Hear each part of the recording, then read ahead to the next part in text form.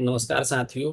आप सभी का हमारे YouTube channel education for all by doctor Manish Kumar में स्वागत है। आज का हमारा टॉपिक है कि आटा और मैदा, जिसका उपयोग हम खाने में काफ़ी अधिक करते हैं, ये दोनों बनते कैसे हैं और इन दोनों में हमारे हेल्थ के लिए कौन ज़्यादा फायदेमंद है और कौन नहीं है। तो आज हम लोग इस टॉपिक पे चर्चा करेंगे। देखिए, आज के समय में हेल्थ एक बहुत बड़ा इशू है। हमें कई तरह की बीमारियां होती हैं और उन बीमारियों के पीछे एक बहुत बड़ा कारण है हमारा खान पान। तो जब हम किसी भी टॉपिक को सही से समझ जाएंगे कि भाई क्या खाने से हमें फ़ायदा है और क्या खाने से हमें फ़ायदा नहीं है, तो फिर हम डिसीजन ले पाते हैं कि हमें क्या खाना है और क्या नहीं खाना है। पर आज मार्केट में बहुत सारी चीज़ें ऐसी हैं जो हम डेली यूज़ कर रहे हैं, अब वो अधिकतर मैदे से बन रही हैं। जैसे आप दुकानों पर जाते हो, समोसा खा लेते हो, चाउमीन है, कुछ भी चीज़ें हैं, ये सब चीज़ें अधिकतर बन रही है मैदा से। तो हमें ये देखना है कि आटे से बनी हुई चीज़ें और मैदे से बनी हुई चीज़ें, इन दोनों में क्या डिफरेंस है भाई। आखिर में वो हमारे शरीर के लिए क्यों लाभदायक है और एक हमारे लिए क्यों हानिकारक है। तो इस पूरे टॉपिक पे आज हम लोग चर्चा करेंगे। देखिए, इस टॉपिक पे चर्चा करने से पहले हम लोग एक बार थोड़ा गेहूं का जो स्ट्रक्चर है उस पर ध्यान दे दें। देखिए, ये जो गेहूं का स्ट्रक्चर है, इसको आप लोग देखिए। गेहूं को जब डिवाइड किया जाएगा, अगर मान लीजिए 20 से, तो इसमें 3 परतें हैं। सबसे बाहरी जो परत है ब्रान लेयर, ठीक है, जिसे हम लोग चोकर कहते हैं। बीच वाला है इंडोस्पर्म, भ्रूणपोष, और नीचे में है जर्म यानी अंकुर का हिस्सा। यानी गेहूं 3 भाग में डिवाइड है। अच्छा जी, ऊपर वाला हिस्सा है ये वाला, ये इसका 14.5% हिस्सा है करीब करीब। अच्छा, ये जो बीच वाला हिस्सा है जो सफ़ेद दिख रहा है आपको, ये करीब करीब 83% है। और ये जो सबसे छोटा वाला हिस्सा दिख रहा है, ये करीब 2.5%। यानी इसमें अधिकतर हिस्सा तो ये सफ़ेद वाले का है, इंडोस्पर्म का। ठीक है। इन तीनों पार्ट की अपनी अपनी भूमिका है। क्या भूमिका है भाई? तो देखिए, ये जो ऊपर वाला हिस्सा है यानी जो ब्राउन लेयर है, इसमें फाइबर्स काफ़ी अधिक पाए जाते हैं। ठीक। अब फाइबर क्या है, हमारे पेट के लिए काफ़ी ज़रूरी है, क्योंकि फाइबर अगर हम खाएंगे तो हमें कब्ज की समस्याएं नहीं होंगी। और आपको पता है कि शरीर में बहुत सारी बीमारियां कब्ज के कारण भी होती हैं। तो फाइबर खाने से पेट एकदम साफ रहेगा, तो हमारे लिए फ़ायदेमंद है। चलिए ठीक। दूसरा, इसमें विटामिन बी पाया जाता है, ये भी हो गया। फिर इसमें प्रोटीन भी पाया जाता है। फिर इसमें आयरन और बहुत सारे मिनरल्स जो है इसमें पाए जाते हैं। ये जो ऊपर वाला लेयर है यानी 14.5% वाला जो लेयर है इसमें। अच्छा, अब ये बीच वाला हम लोग देख लें। 83% वाला जो हिस्सा है इंडोस्पर्म का, ये जो है मुख्य स्रोत है स्टार्च का यानी कार्बोहाइड्रेट का। साथ ही साथ इसमें कुछ प्रोटीन भी पाए जाते हैं और भी मिनरल्स पाए जाते हैं, लेकिन उनकी मात्रा काफ़ी कम है। सबसे ज़्यादा क्या पाया जाएगा? स्टार्च। ठीक। ये सबसे बड़ा पार्ट भी है गेहूं का, ये भी ध्यान रखिएगा, 83%। अच्छा, अब देख लें नीचे वाला जो छोटा वाला हिस्सा है, जर्म वाला। ये जो है विटामिन ई का एक बहुत बड़ा स्रोत है ये। ठीक। साथ ही साथ इसमें विटामिन बी भी पाया जा रहा है, फाइबर भी इसमें है, आयरन भी है, और भी कई तरह के मिनरल्स इसमें पाए जाते हैं। देखने में तो छोटा है लेकिन काफ़ी फायदेमंद है। तो इस तरह से ये पूरा गेहूं का एक स्ट्रक्चर तैयार है। यानी एक गेहूं में कई सारी चीज़ें हमें मिल रही हैं। फाइबर मिल रहा है, विटामिन बी मिल रहा है, विटामिन ई मिल रहा है, स्टार्च मिल रहा है, प्रोटीन मिल रहा है। ये सारी चीज़ें हमें मिल रही हैं। तो अब हम लोग ये देख लें कि जो आटा और मैदा वाला जो प्रश्न आया कि भाई आटा और मैदा जो है, ये पहले तो ये देखें कि ये बनता कैसे है। ठीक। फिर हम लोग देखेंगे कि किसमें फ़ायदा है और किसमें नहीं है। अब देखिए, अगर आटा बनाना है आपको, तो हम लोग क्या करते हैं, गेहूं को ले जाकर मिल में दे देते हैं, वो पीस के हमें दे देता है। यानी ये पूरा स्ट्रक्चर पीस दिया जाएगा जो गेहूं का है। यानी उसमें ये तीनों लेयर पीस जाएंगे, ब्राउन लेयर, इंडोस्पर्म लेयर और जर्म लेयर, तीनों पीस गया। यानी गेहूं में जितनी भी चीज़ें हैं, चाहे वो विटामिन हो, मिनरल्स हो, फाइबर हो, स्टार्च हो, सब आटे में मिल गया। ठीक। तो इस तरह से बन गया आटा। अब हम लोग देख लें कि मैदा कैसे बनता है। देखिए, मैदा बनाने का प्रोसेस जो है उसमें क्या होता है कि जो मैदा बनाने वाली मिलें हैं, वो क्या करती हैं कि इसमें 2 लेयर को हटा देंगी। देखिए, जैसे ए लेयर हट गया, ऊपर वाला जो चोकर वाला लेयर है, अब फिर ये जर्म वाला जो बीच में एकदम सबसे छोटा वाला हिस्सा है, इन दोनों को हटा देगी। और जो बीच वाला हिस्सा है यानी इंडोस्पर्म है, जो सफेद वाला हिस्सा है केवल वो इसको पीसती हैं। अब बाकी इन दोनों को बाहर कर देंगे, मशीनों के द्वारा ये दोनों बाहर हो जाएंगे।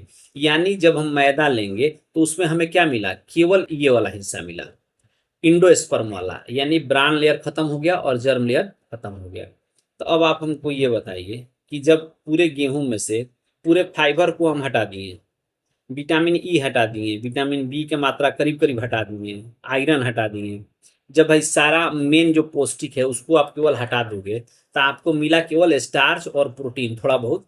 तो अब जो मेन जो पूरे गेहूं की जो विशेषता थी, जो उसके अंदर जो मिनरल्स थे वो तो गायब हो गया। अब हम लोग को केवल मिला स्टार्च। तो देखो आटा में सब मिल गया था, तीनों लेयर उसमें शामिल है, तो उसमें तो सब कुछ मिला, फाइबर आयरन सब कुछ।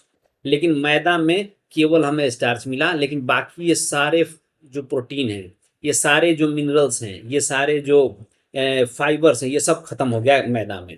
यानी मैदा खाने से हमें ये सब चीज़ें नहीं मिलेगी। तो पहला तो आप यही समझ लो कि आटा कैसे बना और मैदा कैसे बना। अब हम दोनों का एक डिफरेंस देख लेंगे कि आटा और मैदा में क्या डिफरेंस और हो गया। एक तो हमने देख ही लिया कि बना कैसे दोनों, एक में तो हमने देखा कि सारे मिनरल्स आ गए, दूसरे में हमने देखा कि अधिकतर मिनरल्स गायब हो गए। अच्छा, अब तो चलिए इसे और हम लोग थोड़ा सा और विस्तार से देख लें। देखिए आटा को अगर हम लोग देखें तो आटा में तो सारे पार्ट आ गए गेहूं के, तो यानी उसमें फाइबर मिल रहा है खूब हमें। अच्छा, अब फाइबर हमारे पेट को क्या करता है, साफ करता है। मैदा में हमने क्या देखा कि ऊपर का जो छिलका था, यानी जो ऊपर वाला पार्ट था वो तो खत्म हो गया था वो, यानी उसमें फाइबर तो है ही नहीं। यानी मैदा खाने से हमारा पेट साफ होने की कोई बात है ही नहीं। तो पहला डिफरेंस तो यही आ गया, ये तो बहुत बड़ी बात है। अब देखिए, अब हम लोग देख लें दूसरा अंतर। एक चीज होता है ग्लाइसेमिक इंडेक्स, ठीक ना। ये जो ग्लाइसेमिक इंडेक्स है ये क्या कहता है कि जब किसी भी अनाज का ग्लाइसेमिक इंडेक्स ज्यादा होगा, ठीक, तो वो क्या करेगा कि हमारे ब्लड में शुगर की मात्रा को तेजी से बढ़ा देगा। आगे समझ में। अच्छा, तो अब हम लोग दोनों के ग्लाइसेमिक इंडेक्स को देख लें। देखिए आटा का जो ग्लाइसेमिक इंडेक्स है वो क्या है, 54 है करीब करीब, और मैदा का क्या है, 85 है। तो किसका ज्यादा हुआ, मैदे का। यानी मैदा जो है ये तुरंत जो है ग्लूकोज में चेंज होगा और उसके बाद ये हमारे शरीर में शुगर की मात्रा को बढ़ा देगा। ठीक, तो ये भी भाई गलत है। चलिए तीसरा हम लोग डिफरेंस देख लें। तीसरा हम लोग देख लें पचने का जो समय है, डाइजेशन किसमें ज्यादा समय में होगा और किसमें कम समय में। देखिए आटा में चूंकि क्या है कि फाइबर्स के अंश हैं उसमें, तो वो क्या होता है कि धीरे धीरे पचता है और हमारे शरीर को लगातार एनर्जी मिलता रहेगा, धीरे धीरे पचता रहेगा और एनर्जी मिलती रहेगी। लेकिन जो मैदा है इसमें फाइबर वाला अंश तो खत्म हो गया है, तो अब इसमें क्या होगा कि जो इसका स्टार्च है वो बहुत तेजी से ग्लूकोज में बदल जाएगा और उसके बाद क्या है कि ये तुरंत खाना पच जाएगा। और जब खाना पच जाएगा तो हमें बार बार भूख लगेगी, और भूख लगेगी तो हम ज़्यादा खाना खाएंगे, तो उससे हमारे शरीर में मोटापा भी होगी। ये भी एक डिफरेंस हम लोग पढ़ेंगे अभी, ठीक ना। तो देखिए ये तुरंत ग्लूकोज में बदल जाएगा और साथ ही साथ आंतों में जो है ये चिपचिपा रंग होता है, ये तो आंतों में भी फंस जाएगा और कब्ज और गैस की समस्याएं बन जाएंगी। अब देखिए एक जो है पेट को एकदम साफ कर रहा है, लेकिन दूसरा क्या कर रहा है, पेट की कई सारी समस्याएं ला रहा है। देख लें अगला, पोषक तत्व तो हमने शुरू में ही समझा दिया था।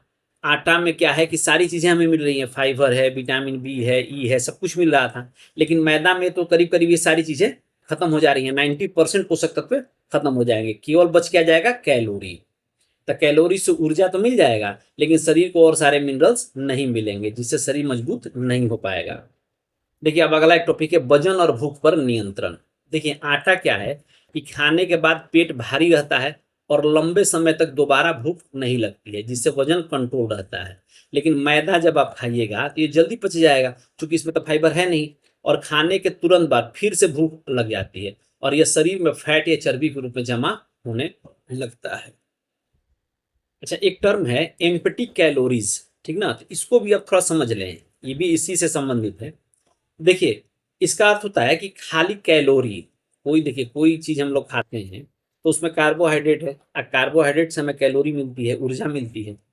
तो जो चीजें हम खा रहे हैं वो कई तरह के हो सकते हैं।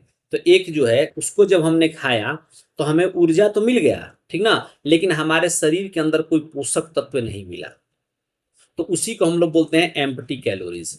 यानी कैलोरी तो मिल गया लेकिन बाकी सब चीजें खत्म हो गई। पोषक तत्व में क्या क्या है भाई, प्रोटीन नहीं मिला, विटामिन नहीं मिला, मिनरल्स नहीं मिले, फाइबर नहीं मिले, हेल्दी फैट्स नहीं मिले, ये सारी चीज़ें क्या होगी, खत्म हो गई। तो अब आप हम लोग को बताइए कि आटा और मैदा में किसमें सारी चीज़ें मिलेंगी और किसमें केवल कैलोरीज मिलेंगी। मैदा में केवल कैलोरीज मिलेंगी, लेकिन आटा में कैलोरी तो मिलेंगे ही, उसके साथ साथ ये सारे मिनरल्स भी मिलेंगे। तो अब आप इससे समझ जाइए कि आपको कौन सी चीज़ें खानी है, मैदे से बनी हुई चीज़ों को आप खाओगे या आटे से बनी हुई चीज़ों को खाओगे। ठीक ना। आप इसको एक उदाहरण के द्वारा भी समझ लो। देखिए, मान लीजिए आपको भूख लगी है और आपके पास दो विकल्प है।